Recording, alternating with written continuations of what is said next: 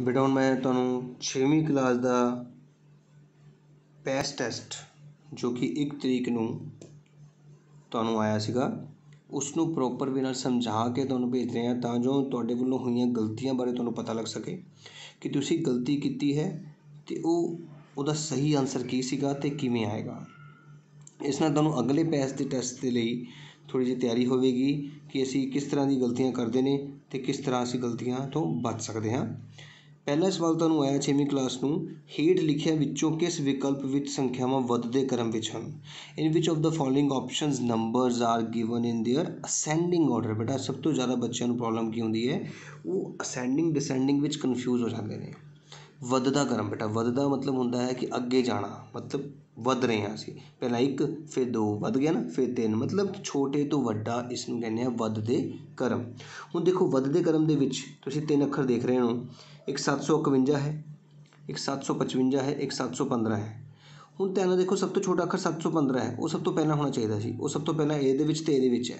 ਇਹਦਾ मतलब पहला ऑप्शन ਤੁਸੀਂ ਕੱਟ देना है दूजा ऑप्शन ਤੁਸੀਂ ਕੱਟ देना है। ਕੱਟਣ वाली विधि का बहुत ਵਧੀਆ तरीका उपयोग ਹੁੰਦਾ है कि ਕੱਟਣ ਦਾ मतलब अपनी कॉपी ਤੇ लिख ਤੁਸੀਂ ए ਤੇ बी ਨੂੰ ਕੱਟ देना है।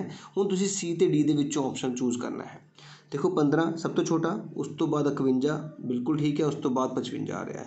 इधर 15 तो बाद 55 तो बाद 51 नहीं आ सकता तो तुहाडा सी ऑप्शन बिल्कुल सही ऑप्शन होगा। असीं सी ऑप्शन नूं देखो टिक कर लिया है इदा ठीक है। गलती नाल तुहाडा डी टिक हो भी गया है तो तुहानूं पता लग गया सी है तो तुसीं दोबारा सी ते टिक कर सकते हो। हुण आपां दूजा सवाल देखते हैं। बॉक्स नूं भरो 50 lakh dash million 50 lakh dash million. हुण इहदे वास्ते तुहानूं मैं अंतरराष्ट्रीय ते राष्ट्र ਜਿਹੜੀਆਂ ਭਾਰਤੀ ਸੰਖਿਆ ਪ੍ਰਣਾਲੀਆਂ ਸਿਖਾਈਆਂ ਹੋਈਆਂ ਨੇ ਤੁਸੀਂ ਦੇਖਿਆ ਹੋਵੇਗਾ 6th ਕਲਾਸ ਦਾ ਪਹਿਲਾ ਚੈਪਟਰ ਜੋ ਕਿ ਮੈਂ ਤੁਹਾਨੂੰ ਬਣਾ ਕੇ ਭੇਜਿਆ ਸੀਗਾ। ਹੁਣ ਮੈਂ ਤੁਹਾਨੂੰ ਦੁਬਾਰਾ ਦਿਖਾ ਰਿਹਾ ਧਿਆਨ ਨਾਲ ਦੇਖਿਓ।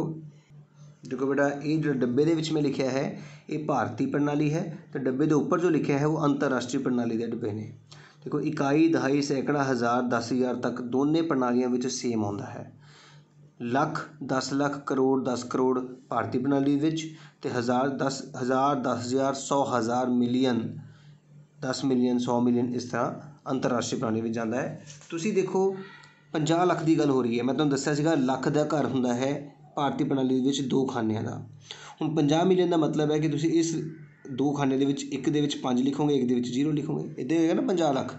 हुण तुसीं दस्सो कि मिलियन के खाते विच खाने विच कौन आया 5 ਇਹਦਾ मतलब 10 ਲੱਖ ਨੂੰ 50 ਲੱਖ ਨੂੰ ਅਸੀਂ 5 मिलियन बोलांगे क्योंकि मिलियन के खाने 'ਚ 5 आया बाकी सारे 0 ने तो 50 ਲੱਖ के बराबर होया 5 मिलियन के।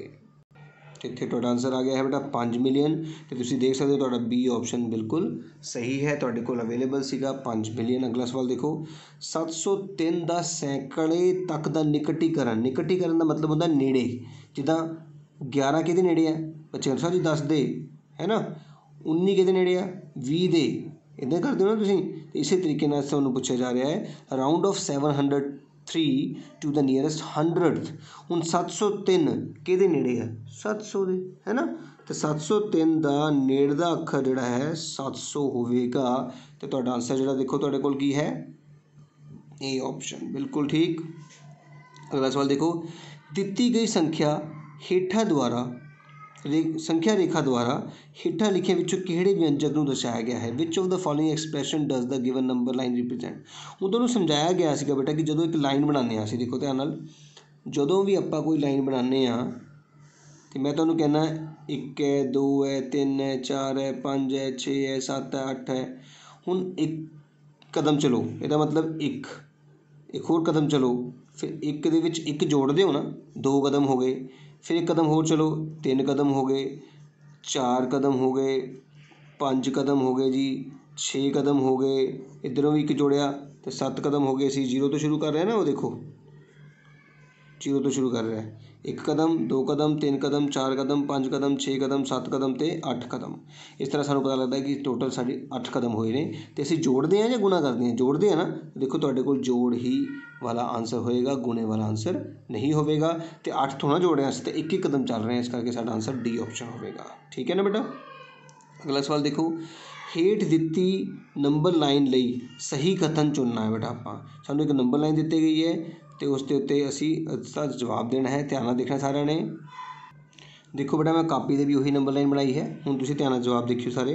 पहला क्वेश्चन है कि बिंदु ए द्वारा दर्शाई गई संख्या -3 तो वड्डी है। देखो -3 ਦੇ पहले खड़े हो जाओ और ए तक जाओ। ए तक जाण लई जे तुहानूं सज्जे हत्थ जाना पैंदा है, उधर ਨੂੰ जाना पै ਰਿਹਾ ਤਾਂ फिर ए वड्डी है। जे इधर ਨੂੰ आना पै ਰਿਹਾ ਤਾਂ छोटी है। तो वाकई -3 ਤੋਂ ए तक जाने ਲਈ ਤੁਹਾਨੂੰ सज्जे हत्थ जाना पैंदा है। ਇਹਦਾ मतलब ਇਹ संख्या -3 ਤੋਂ ਵੱਡੀ है। बिल्कुल सही है, पहला ऑप्शन बिल्कुल सही ऑप्शन होएगा। ਆਪਾਂ बाकी ऑप्शन भी चेक करते हैं, की पता कोई होर सही ना मिल जाए। ਹੁਣ देखो कहता है बिंदु C द्वारा दर्शाई गई संख्या बिंदु B द्वारा दर्शाई गई संख्या तो घट है। देखो C बिंदु आ रहा तो B बिंदु आ रहा।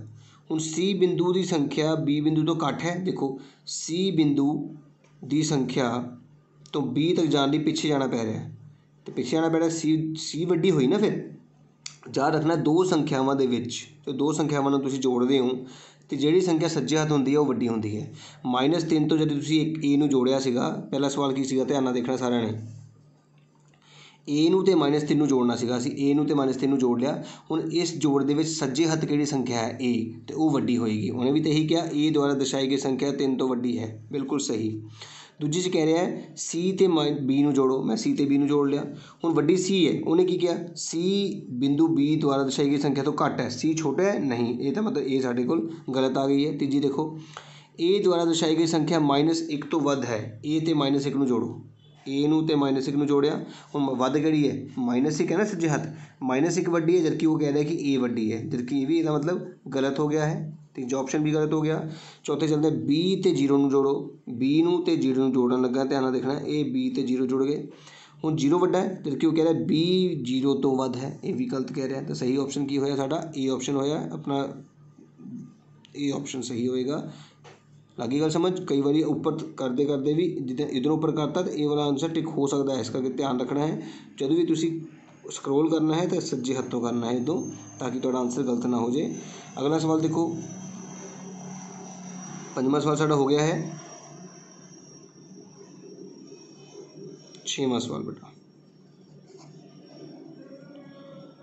ਹੇਠ ਲਿਖਿਆਂ ਵਿੱਚੋਂ ਕਿਹੜਾ ਕਥਨ ਸਹੀ ਹੈ? ਹੁਣ ਦੇਖੋ ਧਿਆਨ ਨਾਲ, ਮੈਂ ਤੁਹਾਨੂੰ ਧਿਆਨ ਨਾਲ ਦੇਖਿਓ ਸਾਰੇ।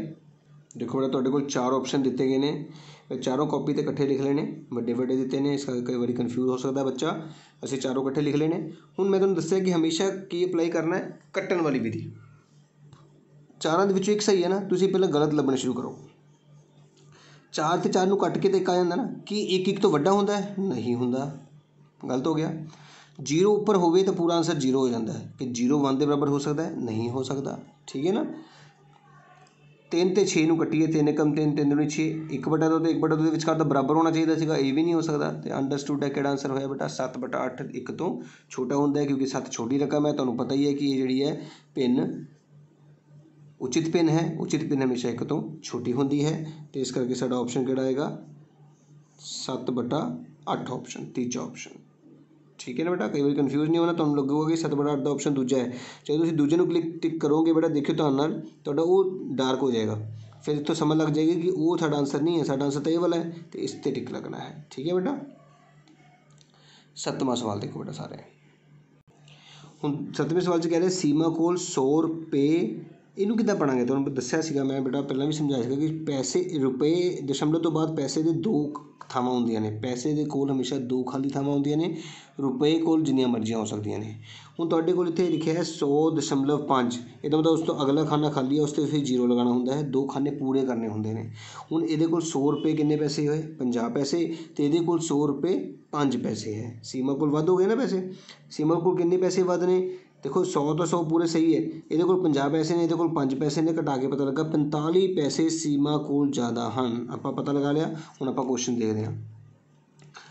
ਕਹਿੰਦਾ ਹੈ ਅਰੁਣ ਕੋਲ 45 ਪੈਸੇ ਜ਼ਿਆਦਾ ਨੇ। ਅਰੁਣ ਕੋਲ ਜ਼ਿਆਦਾ ਨੇ ਸੀਮਾ ਕੋਲ? ਸੀਮਾ ਕੋਲ, ਪਹਿਲਾ ਆਪਸ਼ਨ ਗਲਤ ਹੋ ਗਿਆ। ਸੀਮਾ ਕੋਲ 45 ਪੈਸੇ ਵੱਧ ਨੇ, ਬਿਲਕੁਲ ਸਹੀ। ਅਸੀਂ ਦੂਜਾ ਆਪਸ਼ਨ ਟਿਕ ਕਰ ਲਿਆ। ਫਿਰ ਵੀ ਅਗਲਾ ਪੜ੍ਹ ਲੈਂਦੇ ਹਾਂ। 55 ਪੈਸੇ ਦੀ ਕੋਈ ਗੱਲ ਨਹੀਂ ਹੋ ਰਹੀ। ਦੋਵਾਂ ਕੋਲ ਬਰਾਬਰ ਪੈਸੇ ਹੈ ਹੀ ਨਹੀਂ, ਕਿਉਂਕਿ ਵੱਖਰੇ ਵੱਖਰੇ ਆ। ਕਈ ਬੱਚੇ ਸਮਝਦੇ ਇੱਥੇ ਵੀ 5 ਇੱਥੇ ਵੀ 5 ਹੈ। ਬੇਟਾ ਧਿਆਨ ਰੱਖਣਾ ਹੈ ਕਿ ਸਾਡੇ ਕੋਲ ਪੈਸੇ ਦੇ ਕੋਲ 2 ਖਾਨੇ ਹੁੰਦੇ ਨੇ। 2 ਖਾਨੇ ਪੂਰੇ ਕਰਕੇ ਹੀ ਤੁਸੀਂ ਪਤਾ ਲਗਾਉਣਾ ਹੈ ਕਿਹਦੇ ਕੋਲ ਵੱਧ ਨੇ ਕਿਹਦੇ ਕੋਲ ਘੱਟ ਨੇ। ਠੀਕ ਹੈ ਨਾ ਬੇਟਾ। ਅਗਲਾ ਸਵਾਲ ਦੇਖੋ, ਖੁੱਲੀ ਕਿਤਾਬ ਦਾ ਚਿੱਤਰ ਹੇਠ ਲਿਖਿਆ ਕਿਹੜੇ ਕੋਣ ਨੂੰ ਦਰਸਾਉਂਦਾ? ਤੁਹਾਨੂੰ ਸਾਰਿਆਂ ਨੂੰ ਪਤਾ ਹੈ ਕਿ ਬੇਟਾ ਇਸ ਤਰ੍ਹਾਂ ਇੱਕੋ ਹੀ ਕੋਣ ਹੁੰਦਾ ਹੈ ਜਿਹੜਾ ਦਰਸਾਉਂਦਾ ਹੈ। ਕੀ ਹੁੰਦਾ ਹੈ? ਹਾਂ, ਨਿਊਨ ਕੋਣ। ਬਿਲਕੁਲ ਸਹੀ। ਤੁਹਾਡਾ ਪਹਿਲਾ ਹੀ ਆਪਸ਼ਨ ਸਹੀ ਆਪਸ਼ਨ ਹੋਏਗਾ। ਠੀਕ ਹੈ। देखो ਜਿਹੜੀ ਲਾਈਨ ਦੇਖ ਰਹੇ ਹੋ, ਇਹ ਲਾਈਨ ਅੰਦਰ ਲੱਗੀ ਹੈ। ਜੇਕਰ ਅਗਲੇ ਪੈਜ ਦੇ ਵਿੱਚ ਸੇਮ ਕੁਐਸਚਨ ਆ ਜਾਵੇ ਤਾਂ ਲਾਈਨ ਇੱਦਾਂ ਲੱਗ ਜਾਂਦੇ ਹੈ ਨਾ, ਅਤੇ ਫਿਰ ਇਸ ਨੂੰ ਅਸੀਂ ਰਿਫਲੈਕਸ ਕੋਣ ਬੋਲਦੇ ਹਾਂ। ਇਸ ਗੱਲ ਦਾ ਧਿਆਨ ਰੱਖਣਾ, ਇਸ ਨੂੰ ਬੋਲਦੇ ਹਾਂ ਰਿਫਲੈਕਸ ਅਤੇ ਇਸ ਨੂੰ ਬੋਲਦੇ ਹਾਂ ਨਿਊਨ। ਇਸ ਕਰਕੇ ਧਿਆਨ ਰੱਖਣਾ ਕਿ ਲਾਈਨ ਦੇਖਣੀ ਹੁੰਦੀ ਹੈ ਅਸੀਂ। ਕੋਣ ਤਾਂ ਇੱਧਰ ਉਹਦੀਆਂ ਭੁਜਾਵਾਂ ਹੋ ਗਈਆਂ ਨਾ, ਕੋਣ ਦੀਆਂ ਆਰਮਸ ਹੋ ਗਈਆਂ, ਪਰ ਆਹ ਲਾਈਨ ਕੌਣ ਬਣਾਉਂਦੀ ਹੈ? ਇਹ ਕੌਣ ਅੰਦਰ ਬਣਾ ਰਹੀ ਹੈ ਜਾਂ ਬਾਹਰ ਬਣਾ ਰਹੀ ਹੈ, ਇਹ ਮੇਨ ਗੱਲ ਹੁੰਦੀ ਹੈ। ਠੀਕ ਹੈ। ਅਗਲਾ ਹੈ ਹੇਠਾਂ ਲਿਖੇ ਵਿੱਚੋਂ ਕਿਹੜਾ ਸਮਾਂਤਰ ਰੇਖਾਵਾਂ ਦੀ ਉਦਾਹਰਨ ਹੈ? ਵੈਸੇ ਤਾਂ ਅਸੀਂ ਇਹ ਵੀ ਸਮਾਂਤਰ ਰੇਖਾਵਾਂ ਦੀ ਉਦਾਹਰਨ ਦੇ ਵਿੱਚ ਦਿੰਦੇ ਹਾਂ, ਪਰ ਅਸੀਂ ਕਹਿੰਦੇ ਹਾਂ ਆਮਣੇ ਸਾਹਮਣੇ ਵਾਲੀਆਂ ਰੇਖਾਵਾਂ। ਲੇਕਿਨ ਉਸਨੇ ਕੀ ਕਿਹਾ ਸਾਨੂੰ? ਮੇਜ਼ ਦੇ ਨਾਲ ਲੱਗਦੇ ਕਿਨਾਰੇ। ਨਾਲ ਲੱਗਦੇ ਕਿਨਾਰੇ ਤਾਂ ਇਹ ਦੋ ਹੋ ਗਏ ਨਾ, ਅਤੇ ਇਹ ਦੋਨੇ ਤਾਂ ਗਲਤ ਹੋ ਗਏ। ਸਾਡੇ ਕੋਲ ਤਾਂ ਨਾਲ ਲੱਗਦੇ ਕਿਨਾਰੇ ਥੋੜ੍ਹਾ ਸਮਾਂਤਰ ਹੁੰਦੇ ਨੇ, ਸਮਾਂਤਰ ਹੁੰਦੇ ਨੇ ਆਮਣੇ ਸਾਹਮਣੇ ਵਾਲੇ। ਇਹਦਾ ਮਤਲਬ ਪਹਿਲੀ ਆਪਸ਼ਨ ਗਲਤ ਹੋ ਗਈ ਹੈ। ਰੇਲ ਪਟੜੀ ਦੀ ਐਗਜ਼ਾਮਪਲ ਤਾਂ ਸਭ ਤੋਂ ਬੈਸਟ ਹੈ ਸਮਾਂਤਰ ਵਾਸਤੇ, ਇਸ ਕਰਕੇ ਇਹੀ ਸਾਡਾ ਆਨਸਰ ਹੋਵੇਗਾ। ਇਹ ਤਾਂ ਸਮਾਂਤਰ ਹੈ ਹੀ ਨਹੀਂ, ਕੱਟ ਗਈਆਂ ਆਪਸ ਦੇ ਵਿੱਚ, ਇਹ ਵੀ ਸਮਾਂਤਰ ਹੈ ਨਹੀਂ, ਕੱਟ ਗਈਆਂ। ਇਹਦਾ ਮਤਲਬ ਸਾਡੇ ਕੋਲ ਇੱਕੋ ਹੀ ਆਨਸਰ ਆਇਆ ਹੈ। 10ਵਾਂ ਸਵਾਲ ਦੇਖੋ, ਹੇਠ ਲਿਖਿਆਂ ਵਿੱਚੋਂ ਗਲਤ ਕਥਨ ਚੁਣੋ। ਅਸੀਂ ਚੁਣਨਾ ਹੈ ਗਲਤ ਕਥਨ ਕਿਹੜਾ ਹੈ, ਮਤਲਬ 3 ਸਹੀ ਨੇ, 1 ਗਲਤ ਹੈ। ਧਿਆਨ ਨਾਲ ਸੁਣਨਾ ਹੈ। ਸਭ ਤੋਂ ਪਹਿਲਾ ਹੈ ਸਿਫਰ ਸਭ ਤੋਂ ਛੋਟੀ ਪ੍ਰਾਕ੍ਰਿਤਿਕ ਸੰਖਿਆ ਹੈ। ਹੁਣ ਮੈਨੂੰ ਇਹ ਦੱਸੋ, ਨੈਚੁਰਲ ਨੰਬਰ, ਸਿਫਰ is the smallest natural number. ਹੁਣ ਦੱਸੋ ਕਿ ਨੈਚੁਰਲ ਨੰਬਰ ਹੁੰਦੇ ਕੀ ਹੈ? ਪ੍ਰਾਕ੍ਰਿਤਿਕ ਸੰਖਿਆਵਾਂ ਹੁੰਦੀਆਂ ਨੇ ਬੇਟਾ 1 ਤੋਂ ਸ਼ੁਰੂ। ਮੈਂ ਜੇ ਤੁਹਾਨੂੰ ਕਹਾਂ ਕਿ ਆਪਣੀ ਕਲਾਸ ਦੇ ਬੱਚੇ ਗਿਣੋ, ਅਤੇ ਤੁਸੀਂ 0 ਤੋਂ ਸ਼ੁਰੂ ਕਰਦੇ ਹੋ, 1 ਤੋਂ ਕਰਦੇ ਹੋ ਨਾ। ਇਹਦਾ ਮਤਲਬ ਪ੍ਰਕਿਰਤੀ ਮਤਲਬ ਪ੍ਰਾਕ੍ਰਿਤਿਕ ਸੰਖਿਆਵਾਂ 1 ਤੋਂ ਸ਼ੁਰੂ ਹੁੰਦੀ ਹੈ, ਅਤੇ 0 ਉਸ ਤੋਂ ਸਭ ਤੋਂ ਛੋਟੀ ਪ੍ਰਾਕ੍ਰਿਤਿਕ ਸੰਖਿਆ ਹੋ ਹੀ ਨਹੀਂ ਸਕਦੀ। ਅਤੇ ਇਹ ਗਲਤ ਹੈ ਬੇਟਾ, ਪਹਿਲਾ ਹੀ ਆਪਸ਼ਨ ਤੁਹਾਡਾ ਗਲਤ ਆ ਗਿਆ, ਜੋ ਕਿ ਸਹੀ ਆਪਸ਼ਨ ਹੈ। ਆਪਾਂ ਅੱਗੇ ਵੀ ਪੜ੍ਹਦੇ ਹਾਂ। ਸਾਰੀਆਂ ਪ੍ਰਾਕ੍ਰਿਤਿਕ ਸੰਖਿਆਵਾਂ ਪੂਰਨ ਸੰਖਿਆਵਾਂ ਹੁੰਦੀਆਂ ਹਨ। ਬਿਲਕੁਲ ਠੀਕ, ਕਿਉਂਕਿ ਪੂਰਨ ਸੰਖਿਆਵਾਂ 0 ਤੋਂ ਸ਼ੁਰੂ ਹੁੰਦੀਆਂ ਅਤੇ ਪ੍ਰਾਕ੍ਰਿਤਿਕ 1 ਤੋਂ ਸ਼ੁਰੂ ਹੁੰਦੀ ਹੈ। ਇਸ ਦਾ ਮਤਲਬ ਬਿਲਕੁਲ ਸਹੀ ਹੈ। 0 ਸੰਖਿਆ 1 ਦਾ ਪਿਛੇਤਰ ਹੈ, ਬਿਲਕੁਲ ਠੀਕ ਹੈ। ਪਿਛੇਤਰ ਮਤਲਬ ਪਿੱਛੇ, 1 ਤੋਂ ਪਹਿਲਾਂ 0 ਹੀ ਆਉਂਦਾ ਹੈ। ਸਿਫਰ ਸਭ ਤੋਂ ਛੋਟੀ ਪੂਰਨ ਸੰਖਿਆ ਹੈ, ਬਿਲਕੁਲ ਸਹੀ। ਪੂਰਨ ਸੰਖਿਆਵਾਂ 0 ਤੋਂ ਹੀ ਸ਼ੁਰੂ ਹੁੰਦੀਆਂ ਨੇ, ਮਤਲਬ 3 ਸੰਖਿਆਵਾਂ ਸਹੀ ਸਨ, ਇਹ ਵਾਲੀ ਰਕਮ ਜਿਹੜੀ ਆ ਗਲਤ ਸੀਗੀ। ਇਸ ਤਰ੍ਹਾਂ ਅਸੀਂ ਸਾਰਾ ਕੁਐਸਚਨ ਕੰਪਲੀਟ ਕਰ ਲਿਆ ਹੈ। ਹੁਣ ਜਦੋਂ ਤੁਸੀਂ ਸਬਮਿਟ ਦਾ ਬਟਨ ਦਬਾਓਗੇ, ਸਬਮਿਟ ਦਾ ਬਟਨ ਦਬਾਉਣ ਤੋਂ ਬਾਅਦ ਤੁਹਾਡੇ ਕੋਲ ਜਿਹੜਾ ਟੈਸਟ ਹੈ ਸਬਮਿਟ ਹੋ ਜਾਏਗਾ, ਅਤੇ ਵਿਊ ਸਕੋਰ ਦਾ ਬਟਨ ਦਬਾਉਣ ਨਾਲ ਤੁਹਾਡਾ ਸਕੋਰ ਵੀ ਤੁਹਾਨੂੰ ਸ਼ੋ ਹੋ ਜਾਏਗਾ। ਇਸ ਤਰ੍ਹਾਂ ਮੈਂ ਆਪਣੇ ਵੱਲੋਂ ਕੋਸ਼ਿਸ਼ ਕੀਤੀ ਹੈ ਕਿ ਤੁਹਾਨੂੰ ਸਾਰੇ ਕੁਐਸਚਨ ਸਮਝਾਉਣ ਦੀ, ਕਿ ਅਗਲੇ ਟੈਸਟ ਦੇ ਵਿੱਚ ਇਹ ਗਲਤੀਆਂ ਜਿਹੜੀ ਤੁਸੀਂ ਇਸ ਟੈਸਟ ਵਿੱਚ ਕੀਤੀਆਂ ਹੋਣਗੀਆਂ ਉਹ ਰਿਪੀਟ ਨਾ ਕਰੋ। ਠੀਕ ਹੈ ਬੇਟਾ, ਧਿਆਨ ਨਾਲ ਕਰਨਾ ਹੈ ਪੇਪਰ, ਹਮੇਸ਼ਾ ਧਿਆਨ ਨਾਲ ਕਰਿਆ ਕਰੋ।